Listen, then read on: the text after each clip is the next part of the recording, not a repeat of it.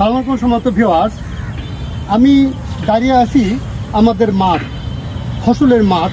আমরা দেখতে পাচ্ছি সুন্দর কালো কুচকুচো হয়ে গেছে এই ধানগুলো। হ্যাঁ বন্ধুগণ, এই জমিটা কিন্তু ছিল কয়েকদিন আগে শুকনো ফাটানো অবস্থায়। আল্লাহ তাআলা আসমান থেকে বৃষ্টি দিয়ে এই জমিনকে আবাদে উপযোগী করে দিলেন। আর সেই জমিনে কিন্তু বান্দারা ধান লাগাইছে। আল্লাহ পাকের হুকুমেই কিন্তু এই জমিন থেকে ধান হবে। এভাবে কিন্তু আল্লাহ তাআলা বান্দাকে রিজিক দিয়ে থাকে। হ্যাঁ বন্ধুগণ, এখানে সবচেয়ে বেশি খেয়াল করা দেখা দরকার যে আল্লাহ তাআলা একটা উসিলার মাধ্যমেই দিয়ে থাকে। আর ধান কিন্তু উসিলা, বান্দা পরিশ্রম করে উসিলা, আর আল্লাহ কিন্তু আমাদেরকে এই ফসলটা দিয়ে থাকে। আমাদের মাইন্ডে কিন্তু সেটা দেওয়া দরকার।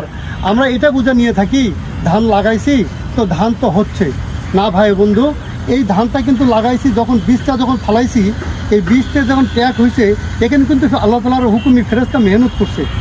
ওই সময় যে আসমান থেকে যে বৃষ্টি হয়, ওই বৃষ্টি কিতাবের মধ্যে পাওয়া যায়। ওই বৃষ্টি এত জোরে ভূখণ্ডে পতিত হয়, ফেরেশতা যদি ওই বৃষ্টিটাকে যদি আস্তে করে জমিনে না ফেলাতো, জমিনটা গর্ত হয়ে যেত।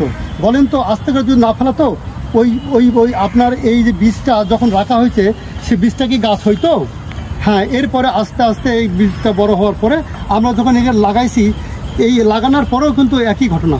এই জন্য ভাই দোস্ত, আমরা এই ফসল যখনই ফলাতে আসবো, আল্লাহর শুকরিয়া আদায় করব। যখন কাটবো তখনও শুকরিয়া আদায় করব।